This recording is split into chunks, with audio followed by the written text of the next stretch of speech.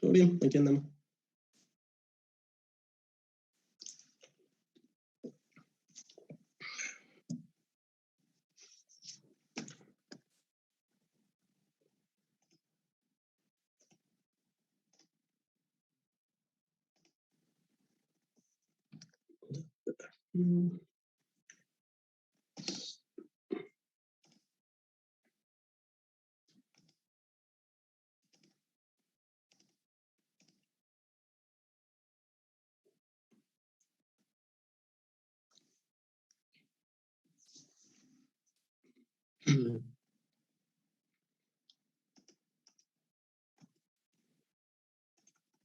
¿Han cortado recién con Maximiani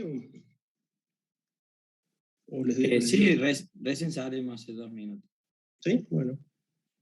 Bueno, no lo vamos a apurar un ratito, vamos a esperar y ya vamos a ir viendo, bueno, la parte práctica de motores de alterna.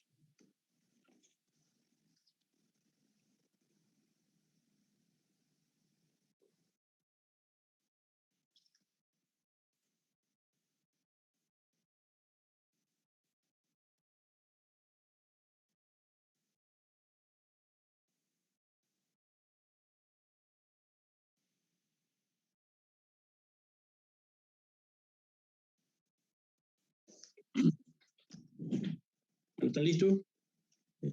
¿Han vuelto? No sé si te han tomado un respiro o algo. Sí, profe. Bueno.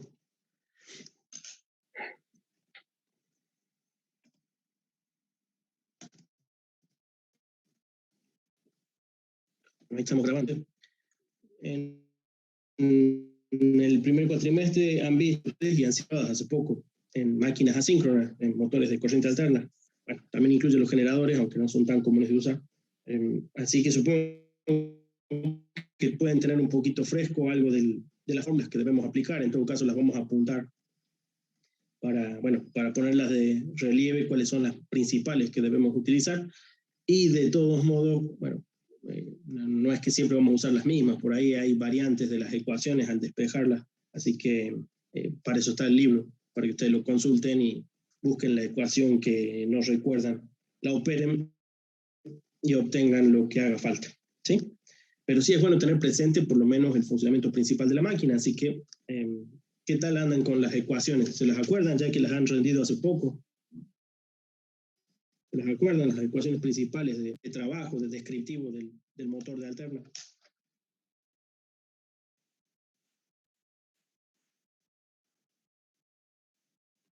Bueno, es abrumadora la respuesta. Supongo que algo se deben acordar, especialmente aquello que fue evaluado. Vamos a ir apuntando lo principal, ¿no? Bueno, constructivamente este dibujo no es de lo más bonito, pero para aquellos que ya lo han visto desarmado, no sé si el ingeniero Maximeni seguramente les ha presentado alguna carcasa motor, etcétera. Espero que se haya podido ver aquí vía cámara en las clases de él. Bueno, ahí tenemos un estator, ¿no? El estator es el inductor en este caso, ¿sí? En estos motores el estator es el inductor y el rotor el inducido, ¿sí? El rotor suele tener esta forma, es muy común encontrar este tipo de rotores, ¿sí? ¿Están viendo ustedes el PDF? Es el Fraile Mora, ¿no? Sí, profesor.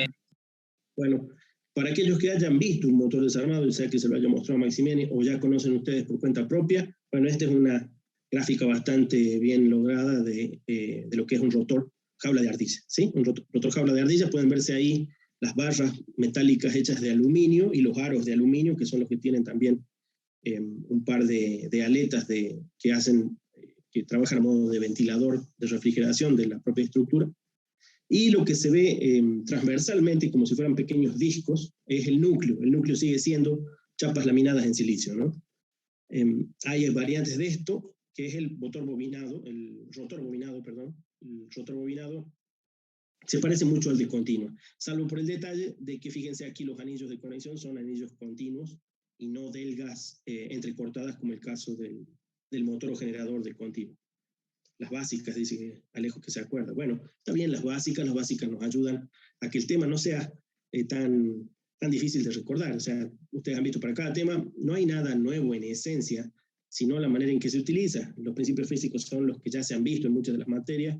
Lo que sí importa es que técnicamente ustedes dominen el tema, es decir, que se concentren en aquello que es útil para la resolución de problemas, que esto es lo que nos interesa en este aspecto. Bueno, decíamos, ahí tenemos unos aspectos constructivos muy rápidos, solo recordatorios, especialmente para aquellos que ya los han visto. Para los que no lo han visto, por favor no dejen de mirar alguna fotografía de verdaderos motores desarmados o videos que seguramente en YouTube van a encontrar de sobra. Acá tenemos la placa de Bornes. En la placa de Bornes, bueno, tenemos las dos conexiones posibles para motores, llamémosle los más simples, ¿sí? Hay motores más complejos que estos, con más fases y más bobinados. Pueden permitirles unas conexiones como las que hemos visto en los transformadores, la conexión en zigzag. Bueno, esta no es exactamente ese tipo de conexión. Permite las dos básicas. Fíjense que las bobinas están en forma diagonal, conectada y por lo tanto con chapas conectando de manera vertical, ya tienen ustedes una conexión de tipo triángulo. ¿Sí? Si quisieran hacer la conexión de tipo estrella, tienen que unir los tres extremos de esas bobinas y son la conexión de la derecha, no la conexión de estrella. Ahí están mostrando. Las conexiones, bueno, desde el punto de vista esquemático, uno las hubiera dibujado algo de este estilo. Ustedes saben, tres bobinas con un punto común hubiera sido la conexión estrella. Puede o no tener un neutro eléctrico conectado, pero es un neutro virtual generado por las propias bobinas. Si el sistema es balanceado, eso es un neutro. Si no fuera balanceado, bueno, va a haber algún nivel de tensión en ese falso neutro. En el caso del triángulo, bueno, no existe una conexión de punto medio, ¿sí? Hay un neutro virtual o una referencia de tensión cero que hay que proveerla con un cuarto terminal, ¿sí? Aquí tenemos, bueno, algunas de esas conexiones. Bueno, acá en realidad lo que está recordando este capítulo en este punto, si ustedes han leído el capítulo o muy probablemente lo hayan leído para el teórico, bueno, sin duda que conviene tener esos repasos completos, leerlo con tiempo, como supongo que lo han hecho para el examen. Bueno, o lo van a hacer tal vez para los finales, dependiendo de que les toque de nuevo rendir estos temas, ya sea el recuperatorio o los finales. Bien, aquí lo que tenemos, de hecho, decíamos, son las conexiones que posibilitan la inversión de giro. Para la inversión de giro basta con invertir dos fases. Fíjense que estamos estudiando la máquina de corriente alterna, mejor dicho, ustedes ya la han estudiado y la han rendido. Ahora vamos a hacer solamente, bueno, un poco más de práctico, ¿sí? Aquí vemos entonces, bueno, los trifásicos son los principales. El monofásico es un caso particular, en realidad sería un bifásico. Es una conexión de bifásico que fue también un tipo de motor, bueno, bastante más común cuando la conexión bifásica era la conexión de tipo industrial, ¿sí? Hace demasiado tiempo había conexiones bifásicas. La conexión trifásica es la ganadora, si se quiere, de los últimos, no sé, un siglo o un poco más. Y la mayor parte de las instalaciones tienen trifásico, así que aquí vemos los modelos trifásicos. Hay demás fases, son especiales, pero nos basta con el trifásico para generalizar. Bien, aquí hay una ecuación de esas que bueno, hay que manejar y utilizar a menudo cuando realicemos ejercicios, y vamos a guiarnos de este libro. Yo hasta el año pasado usaba hasta 2 libros distintos para esta etapa, y el problema que tenemos con usar diversos libros no es que estén mal explicados en ninguno de ellos, sino el problema de la notación. Uno con poco tiempo o poca memoria, o una conjunción de ambas, comienza a confundir las ecuaciones, así que vamos a tratar de usar la notación de Fraile Mora para no hacerla más diversa. No significa que no puedan consultar el tema en otros libros, es a veces provechoso, por ahí uno no entiende la explicación del autor, o necesita alguna variante de esas ecuaciones que aparecen en otros libros. Es lícito hacer eso, pero traten de no confundirse con la elección de letras que hace el autor, ¿no? Los autores eligen letras que a veces recuerdan el castellano, a veces recuerdan el inglés, a veces recuerdan la convención más usada en ese campo. Aquí tenemos una mezcla, un poco es abreviaturas castellanas, otro tanto es convenciones técnicas. Aquí tenemos entonces F1 y no F1 para la frecuencia de alimentación eléctrica, ¿sí? F1 para la frecuencia de alimentación eléctrica, guarda con la P es pares de polo y no polos, así que cada vez que tengamos el dato de pares de polo o de polos, conviertan adecuadamente para encontrar P. Fíjense que en el propio texto ahí les habla de, a ver si puedo marcar acá, les habla de 2 por P polos, ¿sí? Así que recuerden, P es pares de polo. Guarda, una vez más, en algunos libros el P podría significar la cantidad de polos y no la cantidad de pares de polos, ¿sí? Bien. Entonces, esta ecuación es una a tener en cuenta siempre, es decimos que es el valor en RPM, ¿sí? El valor en RPM, revoluciones por minuto, correspondiente al campo giratorio generado por la frecuencia eléctrica de trabajo, ¿sí? Es decir, que si estamos trabajando a 50 Hz, bueno, hay que multiplicar 60 por 50 Hz, que nos da 3000 sobre, supongamos, un motor ¿cuánto era? De 2 pares de polos, pónganle, y estamos en los 1500, ¿sí? De 2 pares de polos estaríamos en los 1500 RPM de campo. Recuerden, el campo ni lo vemos cuando lo hacemos trabajar, es algo que podríamos medir. Necesitaríamos algún sensor call o alguna otra situación indirecta para ver el campo rotar a esa velocidad, ¿sí? Se lo utiliza mucho en RPM, por eso estas conversiones llenas de 60. Está incompleta la ecuación, le faltan las unidades, pero bueno, ustedes van a tener que suponer cuál es la conversión adecuada ahí entre hertz o 1 sobre segundo y minutos, ¿no? Que son los 60 que hay figura. En muchas ecuaciones, Fraile Mora no estila poner las unidades, eso no ayuda a ver que la ecuación es la correcta. Están revisadas, el libro es muy bueno y tiene una calidad muy alta, es muy poco probable que haya cometido errores, pero sí es probable que uno, cuando se ponga a calcular, cometa los errores por no usar las unidades, así que una vez más les recomiendo, usen balanceo de unidades, ¿sí? Hagan ustedes el balanceo de unidades para verificar que la ecuación es correcta cada vez que hacen un cálculo, ¿sí? Un poco las ecuaciones que solemos usar, así que hacer el balanceo de unidades les va a garantizar a ustedes hacerlo correctamente.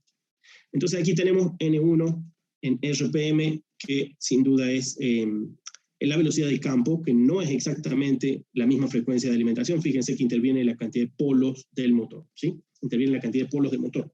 Lo que sí pueden decir ustedes de antemano, que si tuvieran un único par de polos, ¿sí? Si tuvieran un único par de polos, entonces sí podemos decir que la frecuencia del campo es la misma que la frecuencia de alimentación, ¿sí? Para otros casos, la frecuencia del campo del estator es siempre menor, y por lo tanto, la frecuencia que vamos a obtener de giro, o la velocidad, si lo quieren, de giro del rotor, va a ser definitivamente mucho menor que la velocidad de campo, ¿sí? Mucho menor que la velocidad de campo. Así que eso es una cosa a tener en cuenta siempre.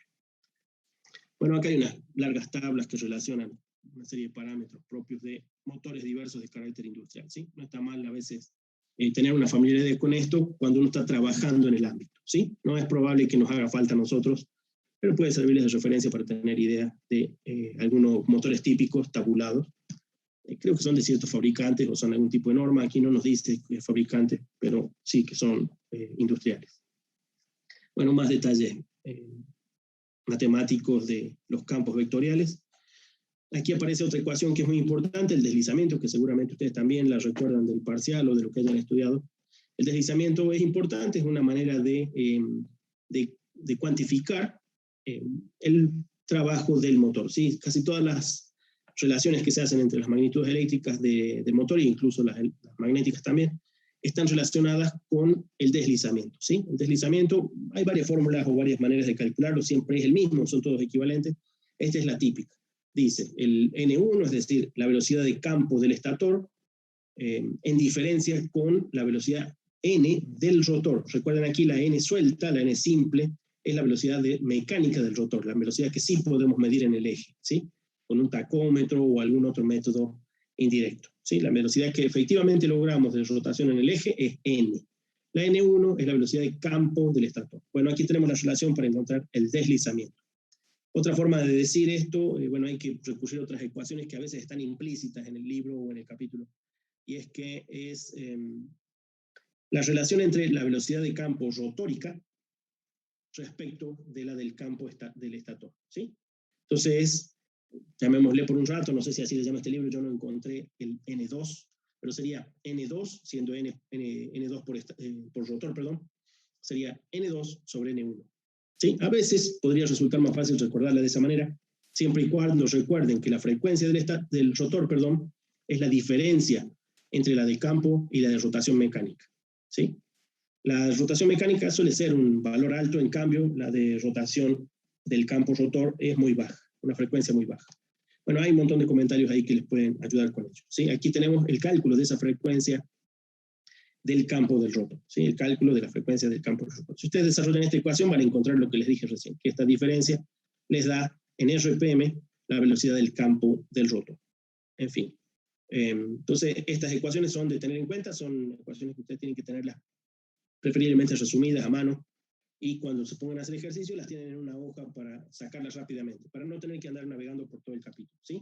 Entonces, es el deslizamiento, la definición de, se me pasó muy lejos, la definición de la velocidad del campo en RPM, ¿sí? Recuerden que está en función de P, esa es la parte importante. Las ecuaciones que relacionan el campo rotor con el campo estator, guarda con esta, que esto es una situación especial, así que no la tengan en cuenta. F2 igual a F1 solo en el momento en que no hay deslizamiento, pero mejor dicho, que el deslizamiento es igual a 1 y cuando no hay movimiento, entonces los campos están alineados. En una situación particular no conviene tomar esta por válida siempre, no es válida siempre. La que es válida siempre es esta, F2 igual a S, deslizamiento por la F1, ¿sí? Guarda que acá la están usando con F en vez de Ns, así que tengan cuidado con las unidades empleadas, ¿sí? Fs en Hertz, Ns en RPM, ¿sí? Son análogas, pero no siempre coinciden, no hay una regla de todo lo que se llama 1 es siempre estator y todo lo que se llama 2 es siempre rotor. Hay excepciones, así que no lo tomen como regla. Veamos aquí sí. ¿Qué sería el deslizamiento? El deslizamiento es, bueno, el grado o el porcentaje en el que difieren la velocidad del rotor respecto de la del estator, pero es de la de los campos. O sea, ¿qué proporción de frecuencia tiene el rotor respecto al estator? Supongamos, el 90%. ¿sí? Es decir, que el rotor se mueve al 90% del campo rotor, al 90% del campo del estator. El campo del estator es invisible para nosotros, el que sí podemos ver fácilmente, no quiere decir que lo midamos, es el eje moviéndose. El eje moviéndose es n en esta ecuación, guarda con ello, ¿no? Es n en esta ecuación. La n1 menos n es la velocidad de campo del rotor. Así que lo que tenemos aquí es una relación. ¿Qué tan rápido o lento es el rotor respecto del estator en campo eléctrico, el campo magnético del estator y rotor? ¿Sí? Es una relación entre ellos. Se usa en todo ámbito industrial y entonces sencillamente la usamos siempre así, ¿sí? Habría otra forma de hacer todas estas curvas y no hacerlas por S, se las puede hacer por valores normalizados de las magnitudes, en fin, hay muchos otros métodos. Pero la S es la más extendida, la del deslizamiento, ¿sí? Deslizamiento, no estoy seguro, supongo que es algo así, en inglés al menos, les pusieron ese nombre como diciendo, recuerden ustedes, es asíncrono y por lo tanto el rotor nunca alcanza al estator, ¿sí? El rotor nunca alcanza al estator, entonces a eso le llaman que se ha deslizado la frecuencia del rotor un tanto después de la frecuencia del estator, lo persigue, ¿sí? El rotor persigue el estator. No sé si es suficiente, pero después en todo caso leete un poquito más de deslizamiento en estos puntos. Aquí está. Sí, quedó claro, profe. Gracias. Bueno, todo se define, muchas veces de estas magnitudes se definen en función del deslizamiento. Aquí, bueno, hay algunas que no todavía. Fíjense que estas son las tensiones generadas en el rotor, en el campo, perdón, en las bobinas del rotor, E2, ¿sí?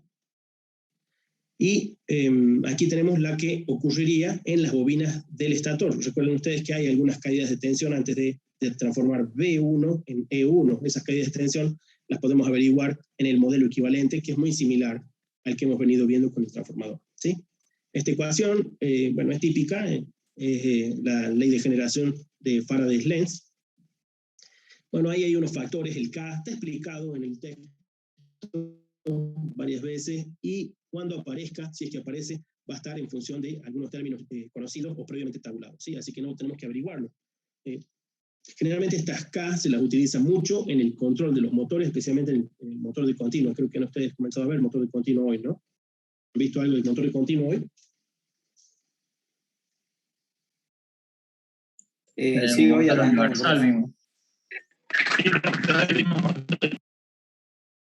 Bueno, bueno, sin duda, en el motor de continua quedan a veces mucho más explícito y es más común encontrar estas K. Están cada una subindexada, Km por la constante magnética, perdón, la mecánica, Ke por las constantes eléctricas, en fin, hay varias formas de hacer estas K. Aquí aparecen, no van a aparecer mucho, pero a veces cuando aparecen están directamente dadas por datos, ¿sí? Son constantes que van a aparecer por la geometría, por la construcción y por cosas que deben ser medidas en función de pruebas en el motor, ¿sí? Uno puede anticipar por diseño qué valor van a tener, pero generalmente se las hace por medición una vez construido. Se hace una estimación para el diseño y bajo pruebas, muchas pruebas, se hace una serie de gráficas y curvas y esos dan los valores estos de K. De todos modos pueden ustedes leer después de dónde provienen esas K. En cuanto al 444, que ha aparecido muchas veces, bueno, también es un factor, sí proviene un poco de la matemática, y es 2pi sobre raíz de 2, ¿sí? 2pi sobre raíz de 2, bueno, ya saben ustedes, esos 2pi que siempre salen de las integraciones, o ya sea de un círculo en una superficie, o pueden llegar a salir también de integraciones en volúmenes, ¿sí? Bueno, generalmente estas tensiones las vamos a tener que referir. Fíjense ustedes que en un transformador tenemos acceso al primario y al secundario generalmente sin problema, a los bornes. Un motor es más difícil tener acceso a los bornes de las bobinas del rotor, especialmente si es un jaula de ardilla. Ya saben ustedes, un jaula de ardilla es un cortocircuito construido a propósito, ¿sí? En el que es obvio que una vez que se induzca tensión en esas barras, van a hacer las veces de fuente y va a comenzar a circular una corriente que va a ser generalmente alta, pero limitada a la posibilidad de generar esa inducción. Bueno, aquí en este caso lo que tenemos es que todas las tensiones, todas las corrientes, todas las magnitudes eléctricas, incluso magnéticas y mecánicas del rotor, las referimos al estator. Es decir, que hay que reflejarlas al estator. Básicamente es hacer la reflexión del secundario al primario, ¿sí? Recuerden que aquí es explícitamente un funcionamiento de bobinado primario, el estator, por ser el inductor, y de y el rotor sería el inducido o secundario siendo inducido, ¿sí? Bueno, entonces aquí tenemos una de esas correcciones, comienzan a transformarse todas estas ecuaciones para referirlo al primario, ¿sí? Ahí está toda la génesis hecha ahí, ustedes si lo han estudiado y han rendido algunas de ellas, de esas ecuaciones, bueno, podrán repasarlas si necesitan una explicación de dónde vienen. En principio, sí nos va a ser útil a nosotros tener anotado cosas como esta. La E2S, es decir, la tensión generada en las bobinas del rotor referida al primario, es decir, al estator, es S por E2.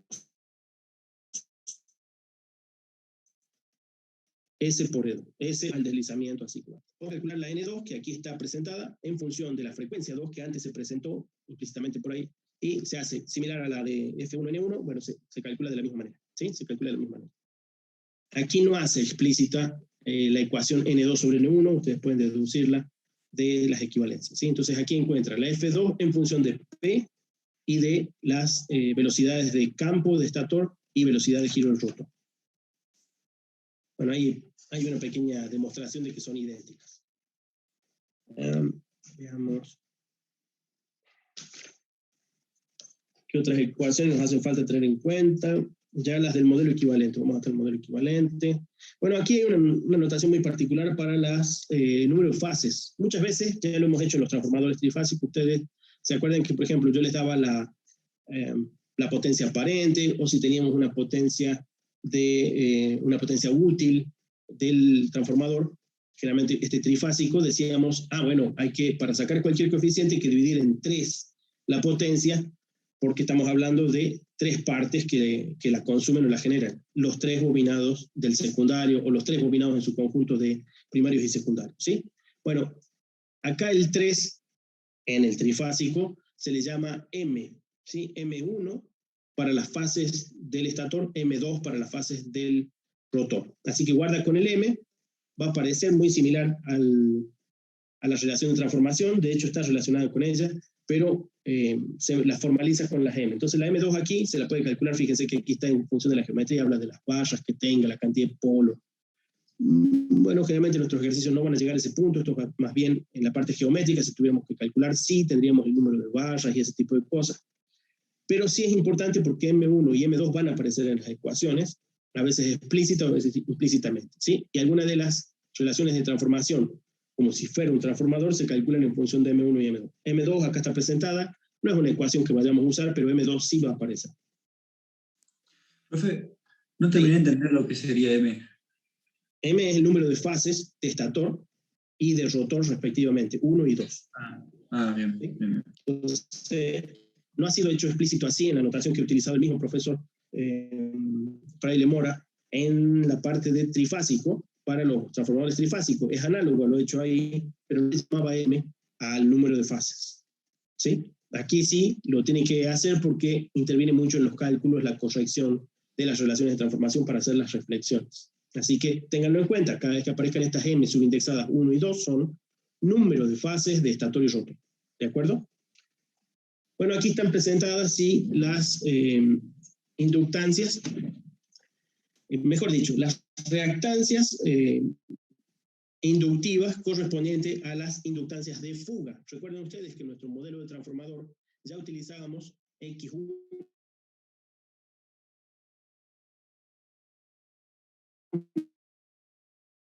y X2.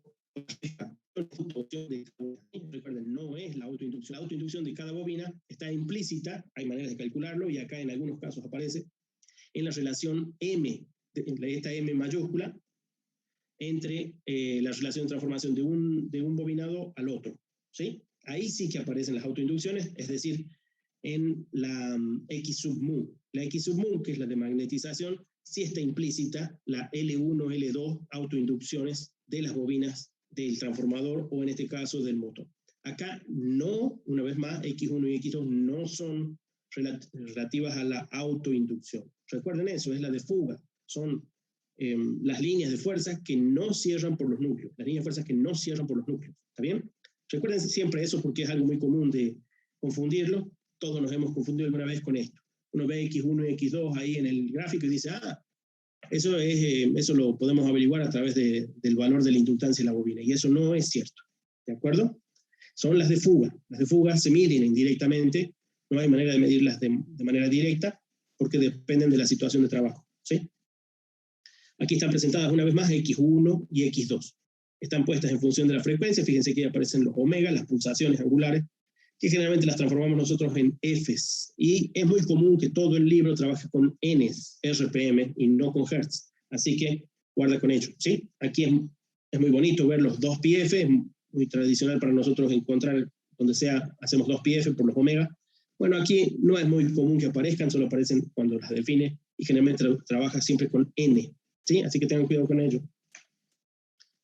Una vez más, las X están, las del secundario, es decir, del rotor, están referidas al primario mediante una transformación por S. Aquí tenemos un modelo aproximado, equivalente del motor, ¿sí? Fíjense que hay un flujo generado a través de la bobina del estator que circula por el núcleo y cierra, pasando el entrehierro, cierra por el material magnético del rotor, ¿sí? Bueno, tenemos un N1, tenemos un N2, muy similar a un transformador, nada más que tenemos algo así como un transformador en movimiento, ¿sí? Un transformador en movimiento, donde el entrehierro es importantísimo, porque es notoriamente grande comparado con el que puede aparecer en un transformador, ¿sí? Fíjense que el circuito es el mismo, ¿no? Tenemos una R1, X1, ya saben ustedes, R1 se le atribuimos al cobre del bobinado 1, R2 al del bobinado 2. X1, fuga, campo que no se cierra, no está dibujado. Aquí el campo que no se cierra está simbolizado en el X1. Lo mismo con el X2, ¿sí? X2S, sí. Perdón, recién que decía de que utilizaba N, ¿eso sería la velocidad, la frecuencia angular? ¿O sería 2pi? No terminé de entender. El Aquí, N. Sí. N1 y N2. N1 y N2 son las velocidades de campo de estator y rotor respectivamente. 2pi por F sería, ¿no? Y N simple la velocidad mecánica del rotor. ¿Perdón? 2pi por F. Sería, ¿verdad? N no es 2pi por F. 2pi por F. N sería 2pi por F. No, recuerda física, es omega, ahí está. Omega es siempre 2pi por F, ¿no? Ajá. Omega pulsación es 2pi por F. ¿Sí? Omega está en radianes, F está en hertz. O si lo querés, veces. Entonces, ¿cuántas veces dio la vuelta? 2pi veces dio la vuelta. ¿Está bien? Así que omega es 2πf, es algo que ustedes supongo que no deben olvidar, y bueno, aquí no aparece tanto. El N no es omega, no es omega. N se mide en RPM, la pueden deducir a partir de F1, dividiéndola en 60, porque tiene que estar dividido por minutos. ¿Está bien? F está en hertz, 1 sobre hertz, 1 sobre segundo. Bien. ¿Está bien? Y entonces aquí tenemos una presentación de que nuestro circuito equivalente va a ser muy similar, pero tenemos un detalle. Como decíamos que es un secundario en movimiento, ese movimiento, ¿cómo lo vamos a plasmar en las ecuaciones? Es ahí donde aparece la S. La S, ese deslizamiento, dice en qué proporción se transforman las magnitudes eléctricas de un lado y del otro respecto de ese movimiento. ¿Sí? Es una transformación, también es una reflexión si se quiere, para transformar un elemento que está girando en un elemento que está quieto. Es un circuito equivalente como si estuviera quieto, pero tiene que tener en consideración la magnitud en que se ha reducido por ese movimiento la transferencia de energía de un lado al otro. ¿Sí? Por eso es que aparece la S en todas estas ecuaciones. Es un transformador girando. Ahora, la transferencia de energía no es la misma que en un transformador, depende de la velocidad de giro. Es por eso que la S aparece en todas las ecuaciones, ¿sí? Todas las que tengan que ver con el rotor. Bueno, aquí tenemos esas ecuaciones principales. Aquí tenemos presentada la tensión 1, que va a estar formada, ya saben ustedes, por la E1, la que realmente llega a la bobina ideal, si lo quieren, más las caídas de tensión que provoquen pérdidas, a fin de cuentas pérdidas en R1 y X1. X1 serían pérdidas magnéticas y R1 serían pérdidas conductivas, eléctricas, ¿sí? De Joule. La E2, no estamos suponiendo aquí una tensión B2, sino directamente una E2 porque no estamos midiendo bornes en el rotor, entonces directamente tomamos la E2S, ¿sí? La E2S. Así que tenemos en función de la corriente que esté circulando, ¿sí? Esa corriente existe tanto sea un cable de arilla en cortocircuito o sea un rotor bobina. Si fuera un rotor bobinado, en el exterior ustedes tienen que o poner en corto esas bobinas o agregarle resistencias al circuito para controlar la velocidad. Bien, esas ecuaciones son fundamentales. Vamos. Estas otras, ¿sí? Estas salen del circuito equivalente, ¿sí? Una vez más, una buena forma de darse cuenta de que estas funcionan así como se escriben es mirar un poco el circuito equivalente, tener el circuito equivalente a la mano y ver las ecuaciones así les resultan naturales, ¿sí? Especialmente si uno no las recuerda. Mira el circuito equivalente y puede deducir que estas ecuaciones son lo que está ocurriendo en ese circuito equivalente, tal cual están puestas aquí. Hay varias transformaciones que se hacen, todas en función de S, ¿sí? Y aquí vamos. Fíjense que acá tenemos la I2 en función de la E2S, ¿sí? Es la ecuación que recién presentábamos, la tensión E2S es la generada, depende de las corrientes que estén circulando, las caídas de tensión, en fin. Son completamente consumidas por R y X2, ¿sí? Ahora, como las reemplazamos por su valor SE2, comenzamos a hacer alguna serie de operaciones y nos parece esta forma final. Reescribimos ese circuito equivalente para esta forma final. Cada vez que encontremos una ecuación distinta podemos plasmarla en un circuito equivalente, así que vamos a ver el circuito equivalente de esto, creo que está mencionado por ahí.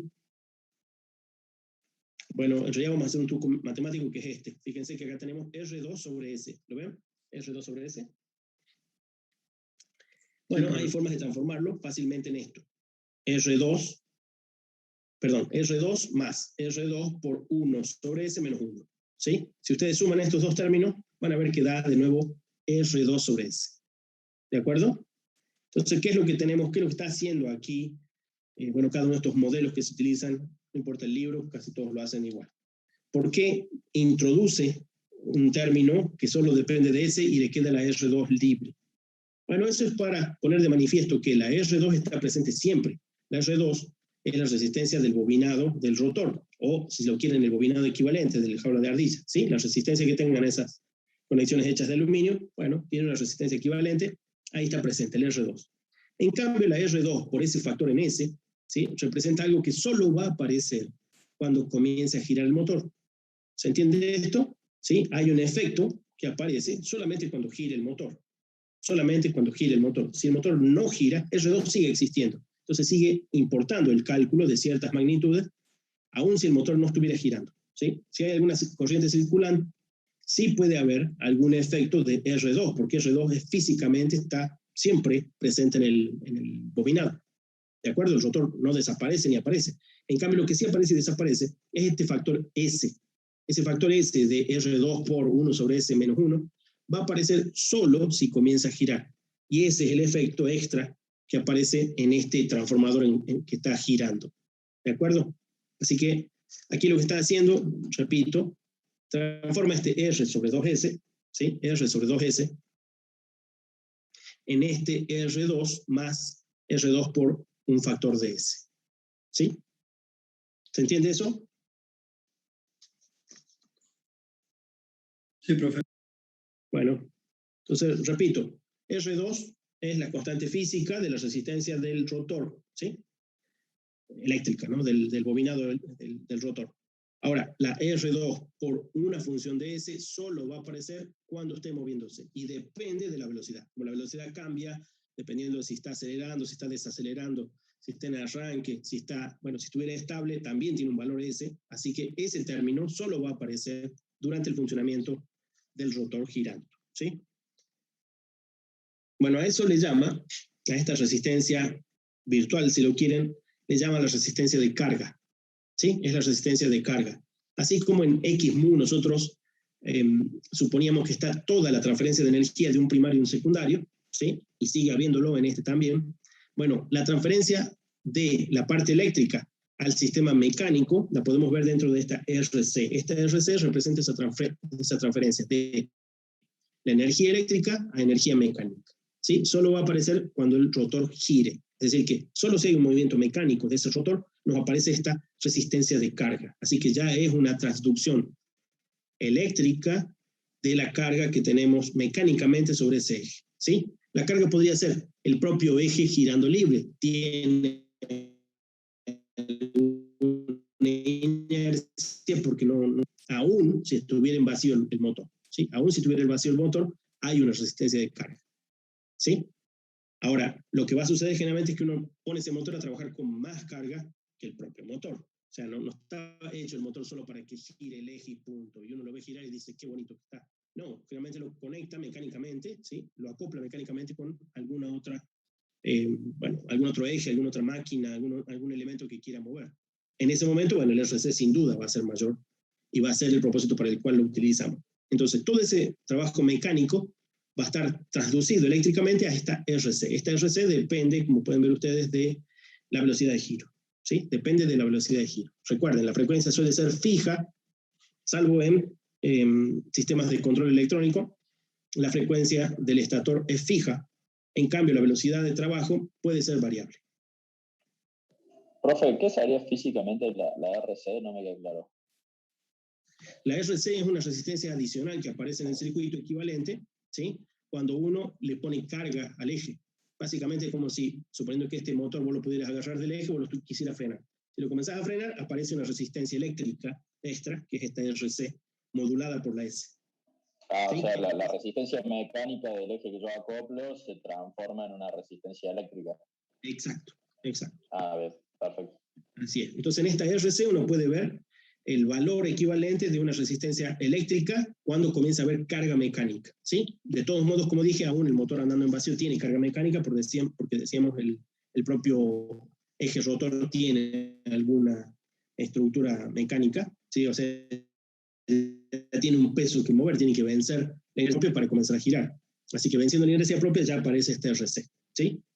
La RC no va a aparecer cuando el rotor esté quieto o bloqueado, frenado, ¿sí?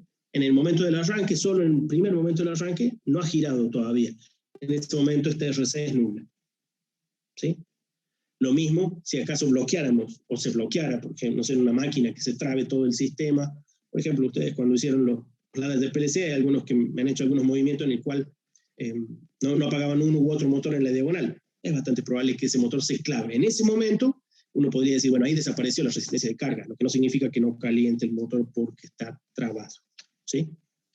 Bien, entonces aquí tenemos el efecto eléctrico de la carga mecánica, ¿sí? Los circuitos equivalentes aquí están desarrollados hasta lograr... Bueno, creo que nos vamos a quedar con... no era este, no, tiene que estar más adelante. Aquí está. ¿Sí? Ese es el circuito equivalente, veamos. Es muy similar al que ustedes ya conocen, ¿sí? Sigue siendo esto un transformador, nada más que como dijimos, ¿qué tiene distinto un transformador? Bueno, nuestro secundario comenzó a girar. Ese movimiento de giro hace de que la inducción de uno al otro ya no sea la misma. Esa influencia la podemos medir en función de un factor. ¿Cuál es ese factor? El deslizamiento. El deslizamiento nos dice en qué proporción, bueno, cada una de las ecuaciones va a decir en cuánto se modifica en función de ese deslizamiento la transferencia de energía de primario a secundario, ¿sí? Y en particular aparece un efecto que no aparecía en nuestro transformador, salvo cuando lo cargábamos físicamente con algún sistema de impedancias. Bueno, aquí no es una impedancia, es una resistencia, ¿sí? Una resistencia equivalente a la carga física mecánica, ¿sí? Aquí aparece. Está hecha, como pueden ver, en función de la velocidad. Recuerden que ese es función de la velocidad, de manera de proporción directa, ¿no? Hay un negativo, un menos n, pero bueno, ahí la tienen. La velocidad está presente aquí. Así que esta resistencia, que muchos autores la dibujan así como una resistencia con un cursor, una resistencia ajustable, depende del valor de la velocidad, ¿sí? Cuando la velocidad sea 0, ese es 1, y esto desaparece. La RC desaparece. Bueno, hay una cosa que nos hemos perdido en el camino, pero que ustedes la conocen de los transformadores, son los prima, esos que aparecen ahí, ¿sí? Los prima, esos. ¿Por qué los tenemos con prima y no sin prima? ¿Por qué? Porque está Está reducido. reflejado el primario. Claro, ya un poco antes lo explica, fíjense que todavía figura A', tiene que estar también el A' minúscula del otro lado del bobinado y los une. ¿Por qué? Porque ha igualado sus valores por reflexión. ¿Sí? Ese es el truco que utiliza también en transformadores y en muchos otros circuitos. Bueno, aquí lo ha hecho una vez más. Entonces, no es sencillo conocer los valores del secundario de estos motores, pero hay maneras de realizarlo, así que bueno, eso va a depender un poco del planteo del problema y de los datos disponibles del fabricante, o de la situación de... Profe, nosotros en transformadores reflejamos, digamos, según la cantidad de espiras, según la relación de transformación. Acá reflejamos también, o ¿cómo, digamos, reflejamos?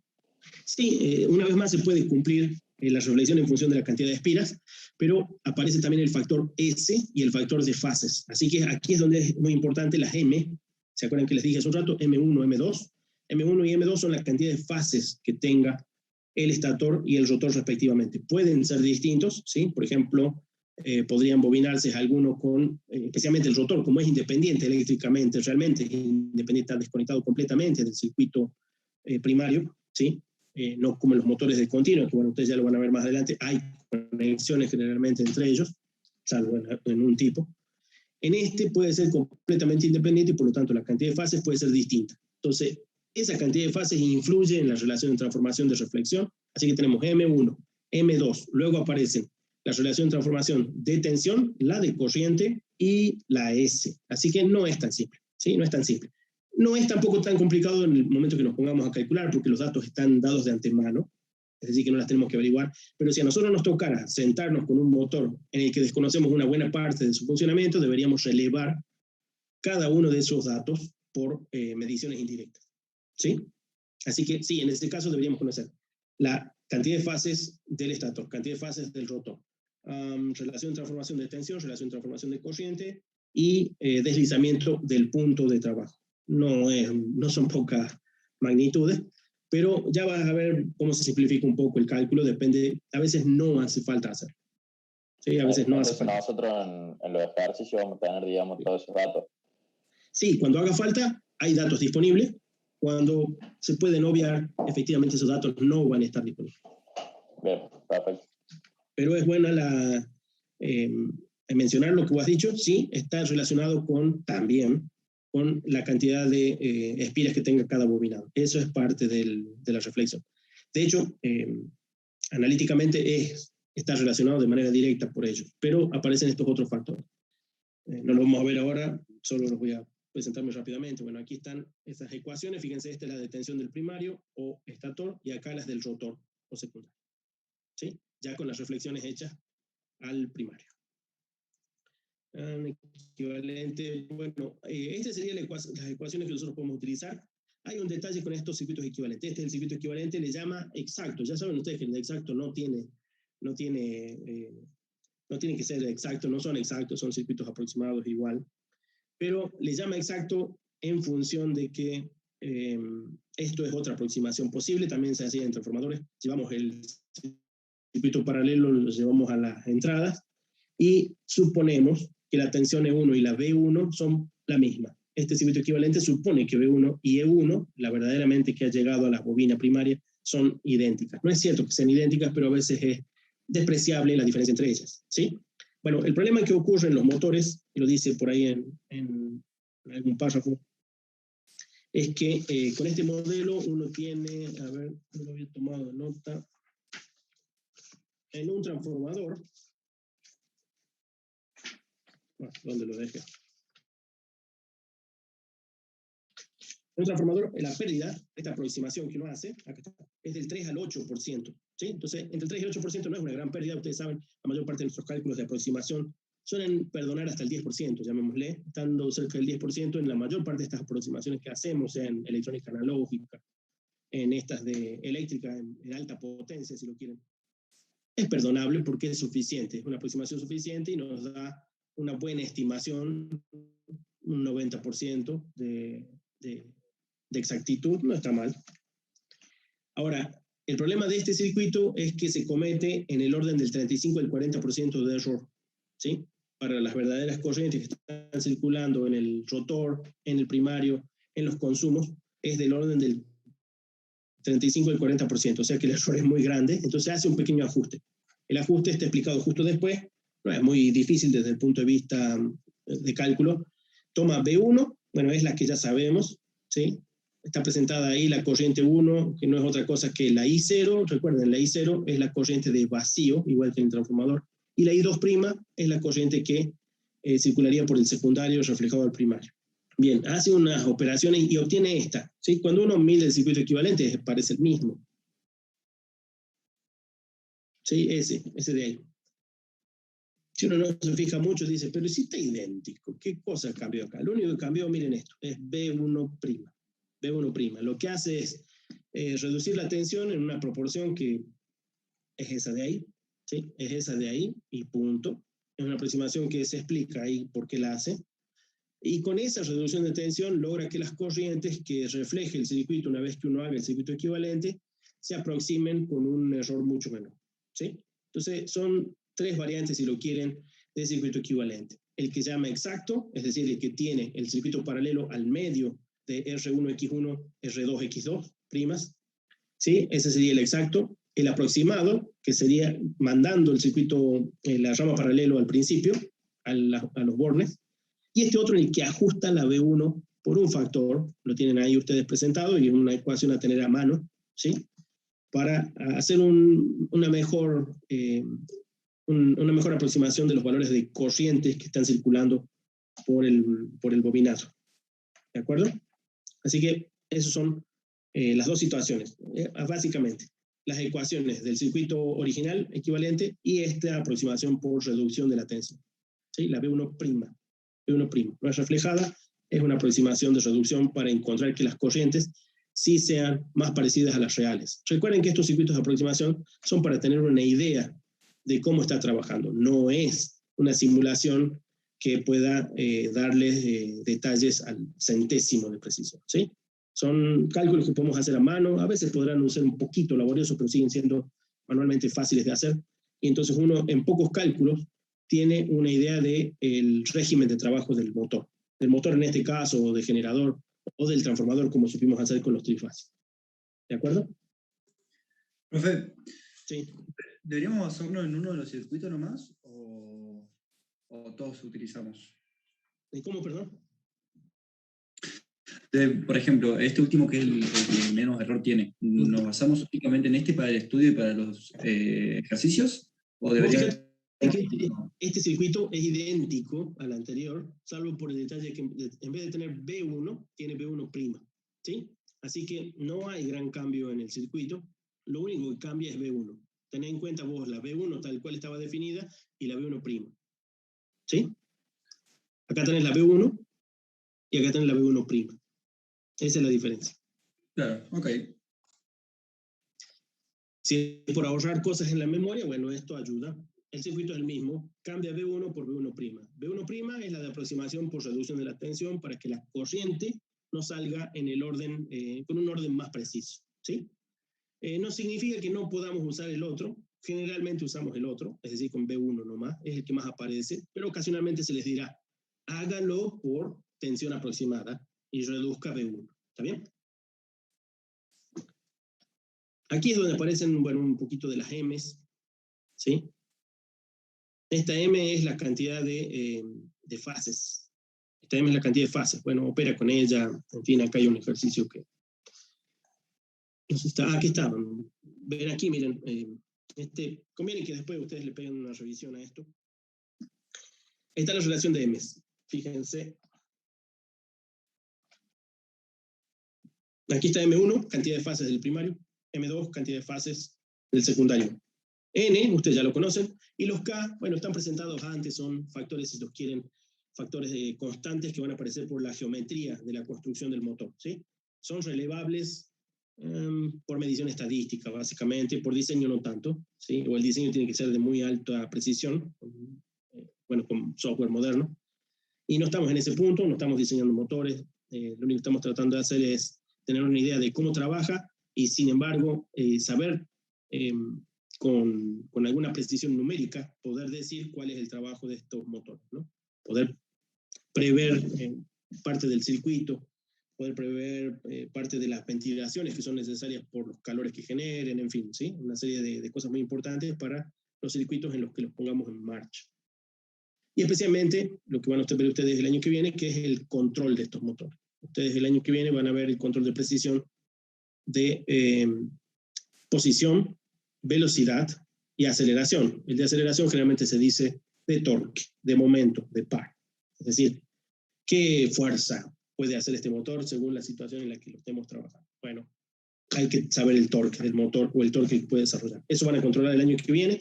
En los controles que vamos a ver con estos modelos simplificados son también modelos simples de control de básicamente un poco el torque y un poco la velocidad, no de posición. No tiene esa precisión estos modelos. Bien, aquí aparecen estas M y estas K, entonces decíamos, fíjense que aquí llama una MI. Esta MI es la relación de transformación de la corriente. Por ahí anda la detención, déjenme ver si está por ahí. Bueno, no la encuentro, capaz que se me pasó. Yo la anoté, pero se me pasó donde estaba. Aquí la veo una aproximación. No, no la anoto. La anoté al principio porque era útil saberlo. Déjenme ver, ya se lo explico. Acá está. MI y la MB. ¿Qué pasó con la MB? Bueno.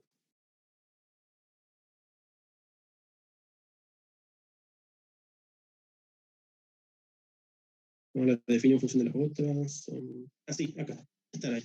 Están en esta parte del stack. Qué raro que no la encuentro. No la marqué, disculpen ustedes, pero bueno. La MI es equivalente a M1 sobre M2 por MB. Ah, claro, acá está. Esta es la MB. K1 N1 sobre K2 N2 es MB.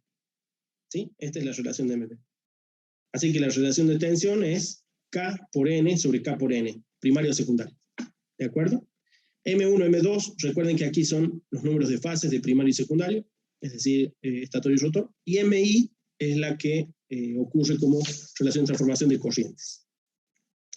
Bueno, por ahí van a aparecer, no aparecen tanto, pero cuando aparezcan las M, tengan cuidado con ellas, porque generalmente significan la fase, y rara vez van a ver MI y MB. ¿Sí?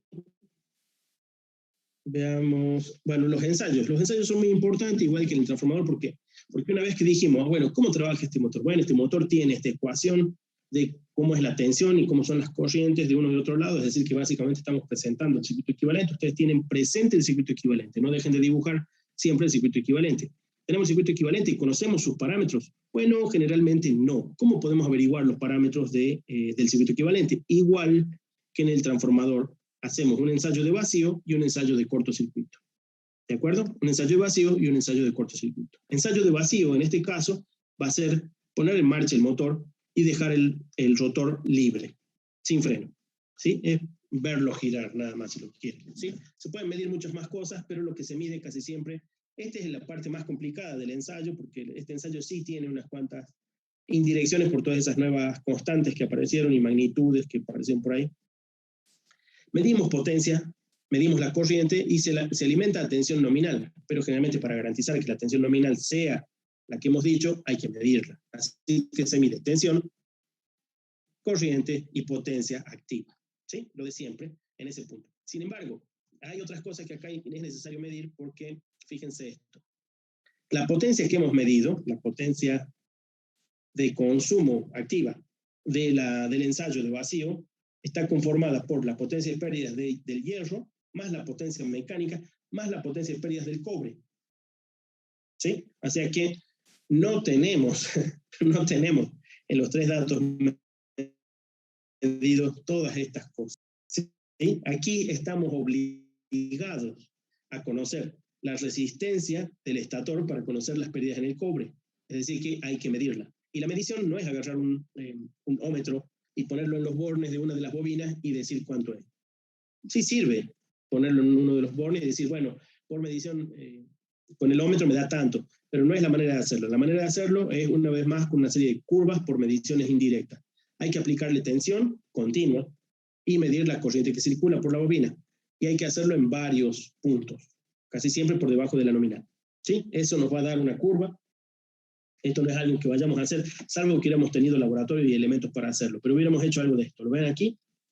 Hacemos una serie de, lo que les decía recién, con continua a un motor de alterna. Recuerden, estamos midiéndole la resistencia de la bobina del estator. Entonces, tomamos una bobina del estator, le conectamos corriente continua y lo hacemos trabajar en 3 tensiones distintas. Obtenemos 3 corrientes distintas, las graficamos. Una vez que las grafiquemos, esto da una parábola.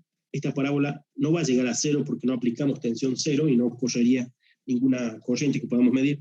Entonces se extrapola esa parábola y se obtiene un valor. Es difícil extrapolar la parábola, salvo que sean por medios, ya saben ustedes, gráficos, es muy parecido a lo que ustedes pueden haber visto en dibujo técnico. Este es un cálculo que antes era muy común en todo ámbito técnico, en todo taller. ¿Sí? Uno hacía mediciones, tiraba unas curvas, hacía una serie de cálculo manual gráfico. ¿Sí? Es muy útil, especialmente si uno está entrenado en ello, es muy útil. Uno no hace cálculos con la calculadora, no utiliza regla de cálculo logarítmica, no utiliza tabla de logaritmos, no utiliza computadora, es un poco de gráficos. Y los gráficos le dan los resultados igual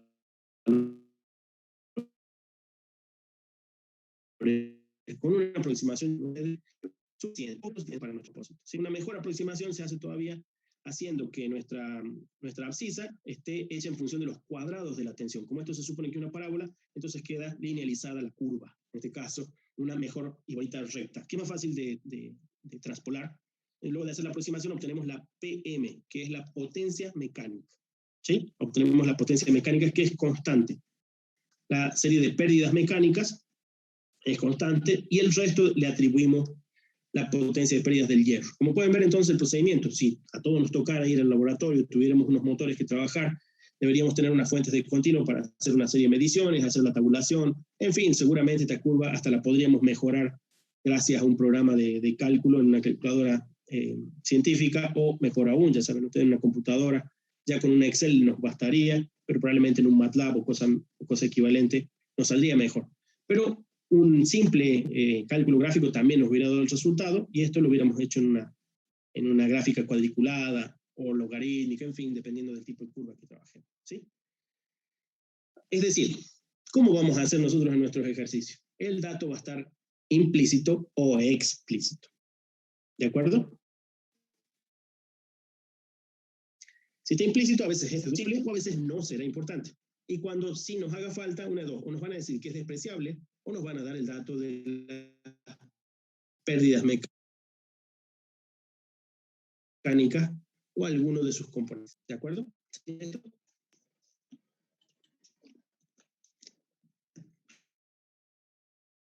Repito entonces que para este tensar, aunque el Spartan siempre dimos tensión, no es suficiente con ello. En este es necesario tener datos extras, que si los tuviéramos que hacer son, bueno, una nueva situación de ensayo o una previa situación de ensayo para tener esos datos con nosotros, entre ellos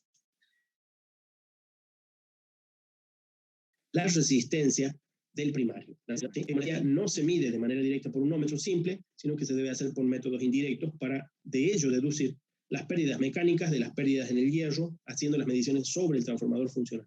Perdón, sobre el motor funcional. ¿De acuerdo? Profe, ¿y hay como un aula Moisan así para simular? Sí. Ya lo voy a buscar, no he tenido tiempo de buscar en el Moisan. Es probable que encontremos algún simulador que nos pueda dar una mano. Generalmente las simulaciones de motor son un poco más complejas, están basadas en el modelo matemático del motor y no en este modelo simple de medición, digamos, no este modelo T que hemos estado usando el transformador. Pero bueno, ya me voy a fijar a ver si, bueno, si ustedes alguno encuentran algo equivalente que nos pueda ser útil, puede venir bien a hacer una experiencia de aproximación en la medición, ¿sí? Profe, ¿por qué no se mide con un ómetro directamente la resistencia del primario? Bueno, generalmente porque el ómetro utiliza tensiones muy bajas y entonces la precisión de la medición, la resistencia suele ser muy baja también en estos bobinados. Son bobinados de alta potencia, entonces tienen un alambre muy grueso, muchos metros de alambre que uno podría esperar que tienen resistencias altas. No son resistencias muy altas, son resistencias relativamente bajas. Y la precisión de un ómetro en resistencias bajas siempre es pobre. Tienes que fijarte ahí por la caracterización del ómetro. Bueno, tienes que hacer unas cuentas para hacer el cálculo de error y vas a ver que, bueno, no es muy preciso en valores bajos de resistencia. Así que por eso se hace indirectamente con buenas tensiones. Vos fíjate que estas tensiones de alimentación deben andar en los cientos de voltios. Y entonces la corriente es apreciable y el número, a pesar de ser una división, que una división siempre tiene errores de aproximación, a pesar de ello, bueno, va a dar un número más significativo. ¿Sí? Para cómo, como podés ver, digamos, no hay un único valor, sino que depende del punto de trabajo. ¿Sí? Estamos en una, bueno, por ser potencia, estamos en una parábola.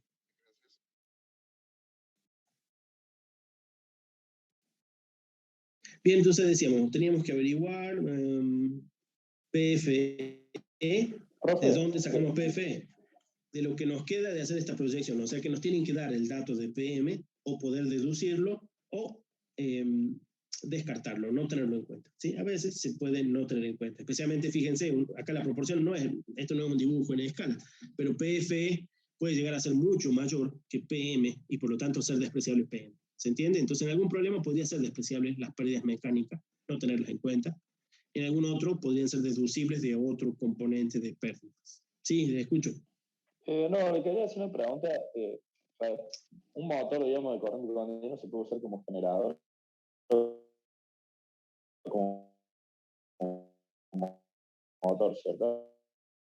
En aspecto productivo, ¿hay alguna diferencia o directamente de energía eléctrica o viceversa y voy a tener la misma eficiencia?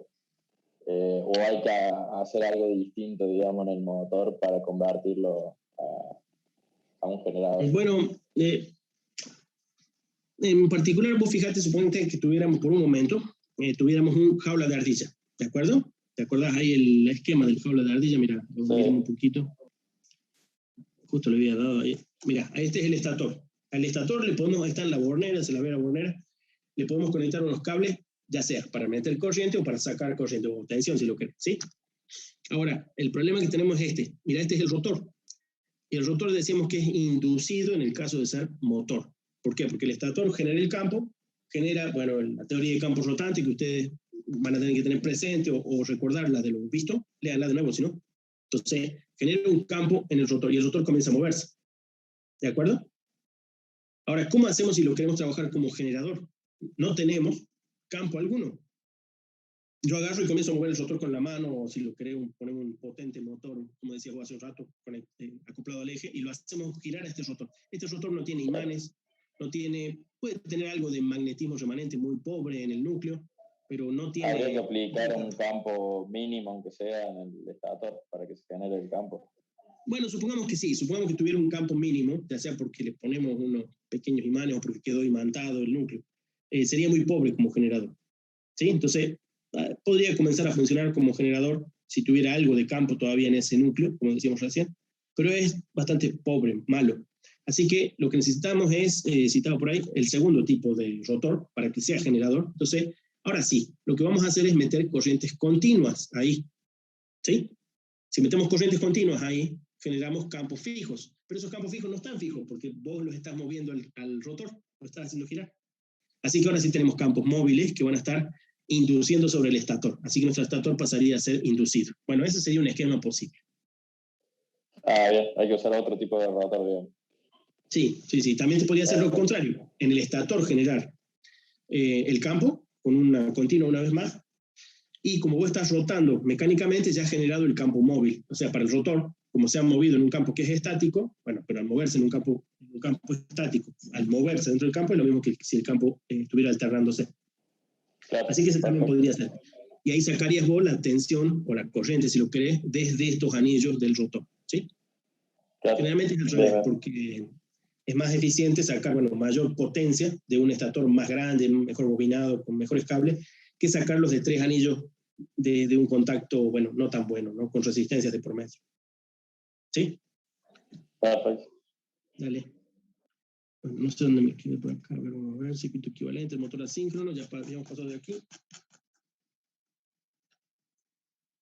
Bueno, aquí hace un primer cálculo de aproximación que creo que son, bueno, demostrar la serie de ecuaciones que dan casualmente las relaciones de transformación. Ahí teníamos la relación de transformación MI y la MB, no sé dónde quedó anotada, pero está por ahí. Capaz que está al principio, no me la acuerdo. Les recuerdo que MB era la relación KN sobre KN. Esto es MB, relación de transformación de tensión. Multiplicada por la cantidad de fases del estator y rotor abajo, nos da MI, relación de transformación de corrientes. Bien, vamos a los ensayos. Decíamos, este ensayo, aunque simple, nos requiere de datos que no tenemos, generalmente que tienen que provenir de otros ensayos. Un ensayo de medición de resistencia y deducción de ello. Fíjense, de esta curva habíamos deducido PM y PF. ¿Sí? Es decir, en nuestro ejercicio alguien nos tiene que dar el dato de PM o algo con lo que podamos deducir PM. O decirnos, PM no importa. ¿Sí? Una de las dos situaciones. O nos dan el dato O nos dicen PM no importa. O, forzados por la situación, nosotros diremos, no tengo PM, voy a considerar que PM no importa. ¿De acuerdo? Un poco a criterio de lo que nos toque. Bien, este es el circuito equivalente en vacío. Lo único que averiguamos, ustedes ya lo conocen, esto del motor del transformador, es que si nosotros hacemos ese ensayo, podemos averiguar, ya saben ustedes, comenzamos despejando el coseno de phi, etcétera, y hacemos los cálculos que correspondan para encontrar la RFE y la X. Fíjense que ahí cometió un error el editor y no el autor, se le transformó la mu en una I acentuada grave, ¿sí? Es X mu aquí, guarda. Así que lo de siempre, encontramos RFE, X mu. ¿Qué representa X mu? Ya saben ustedes, la transferencia de energía de primario a secundario, en este caso de estator a rotor, ¿sí? No es toda la transferencia de energía que sucede en un motor, porque todavía nos falta la transferencia del secundario, de las bobinas del secundario, al eje, y esa la representa RC, o si lo quieren, reflejada al primario, al estator RC'. No lo olviden.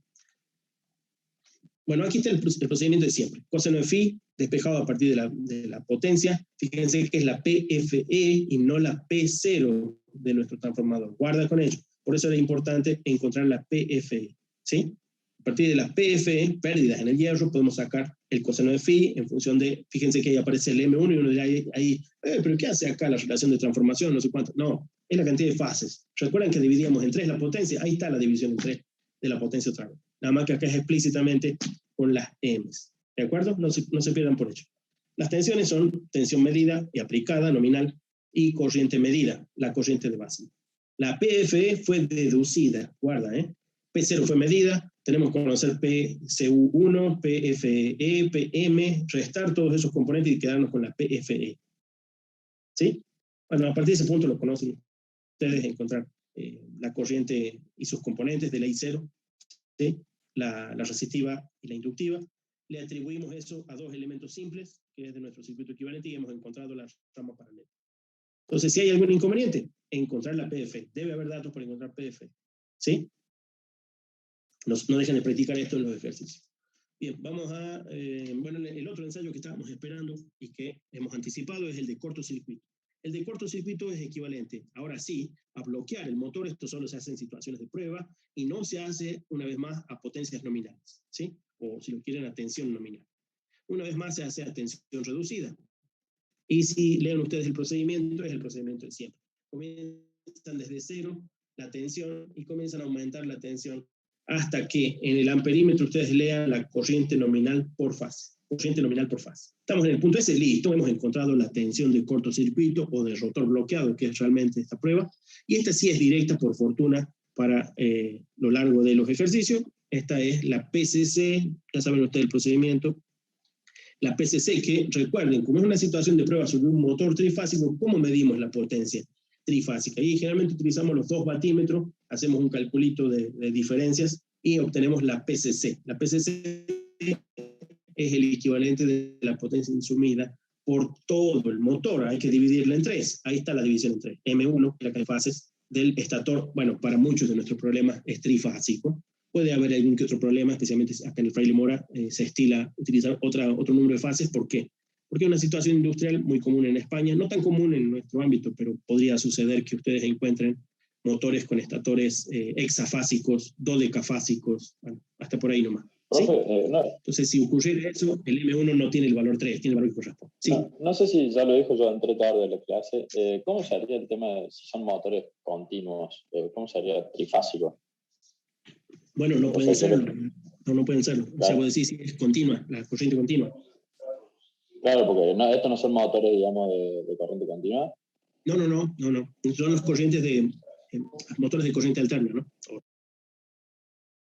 Generadores también pueden ser. La máquina de corriente alterna, ¿no? La máquina de corriente alterna. El tema visto por ustedes hasta antes del parcial. Acá lo que estamos por hacer se hace un poco largo ahora al principio ver todas las ecuaciones, pero es necesario que tengan un pantallazo o una claridad, que ustedes háganse un apunte de las ecuaciones principales, que son estas que hemos estado apuntando.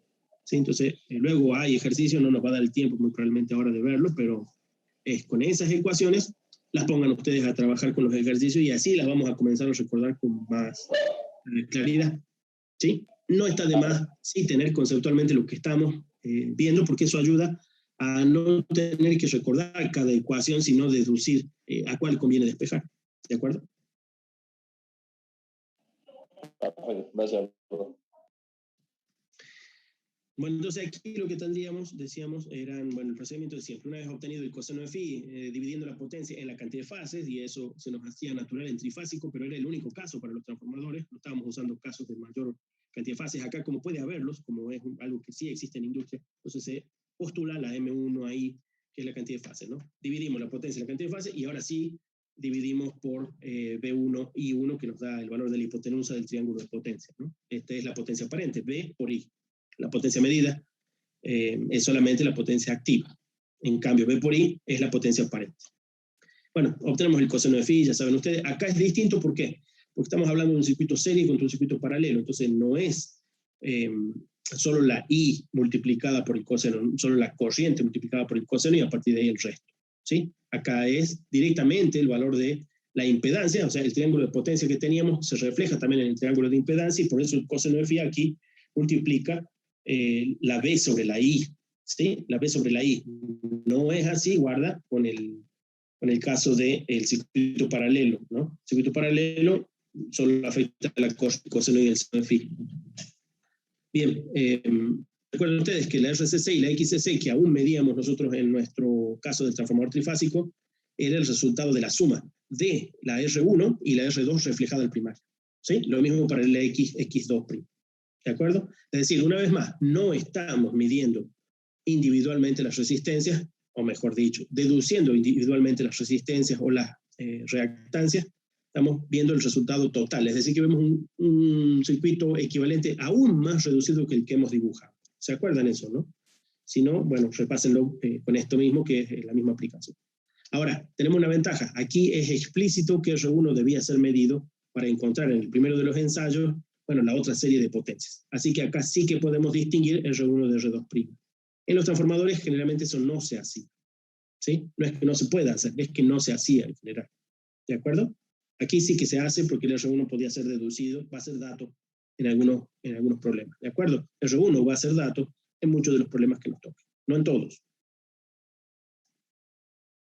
¿Alguna pregunta? Este es el circuito serie que hemos deducido de este cálculo, ¿no? Ya lo conocen ustedes, el circuito serie correspondiente a la prueba de cortocircuito a tensión reducida. Este también es a tensión reducida, por eso la B1CC no es la nominal. Por ahí dice el porcentaje, no me acuerdo en qué porcentaje, bueno, por ahí lo menciona el porcentaje, creo que son porcentajes mayores que en el transformador, pero de todos modos son valores reducidos. Bien, ¿qué teníamos por aquí? Bueno, aquí hay valores, lo que le llaman, es una fea traducción del inglés, pero en inglés se lo usa así de feo, se llaman valores, ¿cómo se llama? Sistema por unidad, creo que le llama. En por unidad. En por unidad, o sea, bueno, usa dos preposiciones para mencionar algo. Uno hubiera dicho un sistema normalizado, es lo que hubiéramos traducido correctamente en castellano. Estos son valores normalizados. Esos valores normalizados hay que fijarse cómo han sido normalizados. No todos son la misma magnitud, porque hay unas impedancias, hay algunas reactancias, hay tensiones, hay corrientes. Bueno, casi siempre es al valor nominal. La normalización, lo que es medir en por unidad, mal traducido y es mal usado incluso en inglés. En por unidad le llaman, es decir, hacerlo en valores unitarios, ¿sí? A pesar de ser en valores unitarios, uno sí puede superar el 100%, ¿sí? Por ejemplo, la S, el deslizamiento, no es necesario que sea entre el 0 y el 0,99. En realidad puede valer más que 1 e incluso puede valer negativo. Después va a aparecer la curva por ahí, ellos pasan a la curva y van a ver que el sistema este de en por unidad es necesario en algunos casos para simplificar. Fíjense aquí un 4, fíjense esto, ¿eh? Dice una corriente de arranque de B1N sobre ZCC, la ZCC es la de cortocircuito, de 4,5 a 6,2 por unidades, ¿sí? O en por unidades. Esa sería la sigla que utiliza. Significa que es de 4 a 6 veces mayor que el valor nominal. 4 a 6 veces mayor que el valor nominal. Entonces este sistema es cómodo, es muy interesante de utilizar. Este libro no lo usa mucho, pero hay muchos libros de origen norteamericanos que sí lo usan mucho. El sistema por unidad, ¿sí? Per unit se llama en inglés, así que PU lo van a encontrar en muchos libros. Por ejemplo, el Chapman, no me acuerdo el otro, no me acuerdo si es Wilson o algo con Will, ¿sí? Bueno, algunos de esos otros libros utilizan mucho el sistema por unidad. uno hubiera dicho, como les repito, algo como valores normalizados a alguna magnitud. La magnitud de referencia generalmente es la nominal. Acá en el libro aparece ocasionalmente, no siempre, pero en algunas medidas, por ejemplo, puede ser el rendimiento. El rendimiento es obviamente una unidad normalizada, aunque no se le llame en por unidad. Bueno, aquí les comentan, para aquellos que hayan leído esta parte y si no leanla, cómo se hace para medir el deslizamiento en un motor en funcionamiento, ¿sí? Una vez más hay problemas técnicos y hay métodos para hacer, método estroboscópico, ¿y qué otro método mencionaba aquí? No me acuerdo, método del milivoltímetro, en fin, ¿sí? Es más que nada por problemas de precisión. Veamos ejercicio. Este ejercicio sí es bueno de hacer, ¿sí? No tenemos tiempo ahora, pero les recomiendo desafiarse, tomen este ejercicio y a ver qué le está faltando. Déjenme ver. El 4.2, el 4.3, ¿qué tema toca? 4.3. 4.3 pérdidas y potencias. Bueno, hay un tema que no hemos llegado a ver ahora, pero tampoco es mucho más. El 4.2 es la aplicación de lo que hemos visto aquí de modelos equivalentes y ensayos. Ahí tienen 2 ensayos, vacío, cortocircuito. Desafíense ustedes, no lean la solución, repasen las ecuaciones principales, háganse una tabla de las ecuaciones principales, especialmente las de ensayos, y aquellas que tengan la S de por medio, eso son muy importantes. Al principio uno no distingue cuáles son las importantes, escriban todas las que tienen S. Después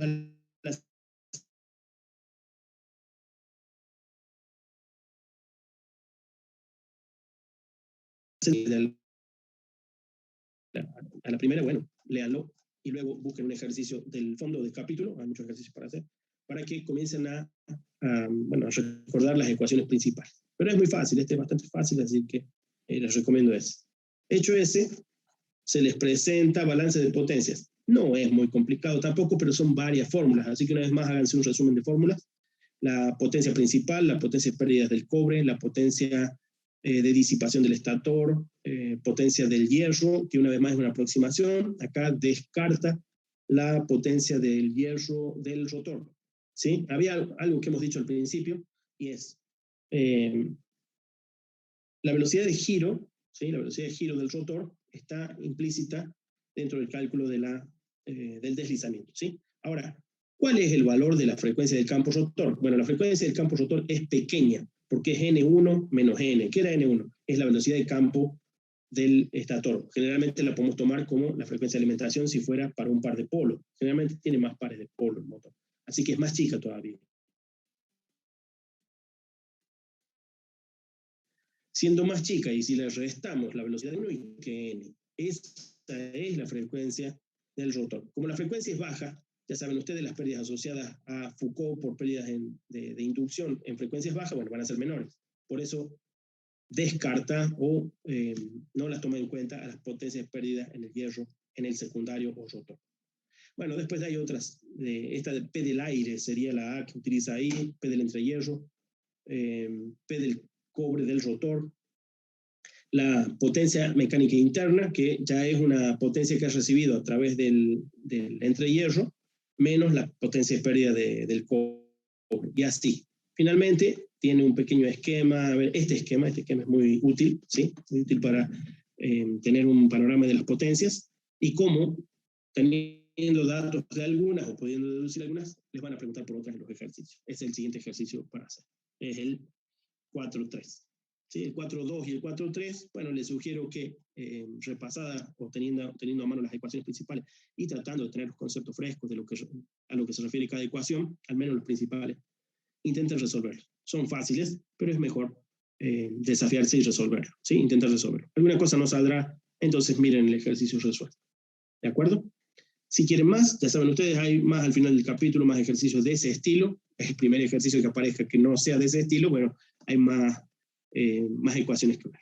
¿Sí? Lo último que nos falta después de eso sería, déjenme ver, después de balance potencia, torque. ¿Sí? Entonces, lo principal es circuito equivalente y ensayos, los 2 ensayos. Lo siguiente sería balance de potencia y lo siguiente sería cálculo de par o torque. Par le llama el libro, correctamente en castellano, torque es la adaptación literal del inglés, torque es una palabra en inglés. ¿Sí? Bueno, eso sería lo principal para hacer ejercicios. ¿Sí? En la clase que viene espero que sí. Vamos a dar por hecho de que ustedes ya tienen anotadas estas ecuaciones y nos vamos a poner a hacer ejercicios. ¿De acuerdo? Bueno, profe, de una. Bueno, Profe. en estos ejercicios, bueno, como siempre, hace falta hacer una buena cantidad y entonces le queda fresco por un buen tiempo. Espero que hasta el próximo parcial. ¿Sí? Bueno, nos vemos entonces y buenas noches. Pronto publico sus profe. notas, no las tengo todas subidas aún. Disculpe. Buenísimo, profe. Nos vemos. Bueno, Hasta nos vemos. la semana que viene. Hasta luego, profe. Nos vemos, hasta luego. Nos vemos, profe, que ande bien. Gracias igualmente. Hasta luego, profe.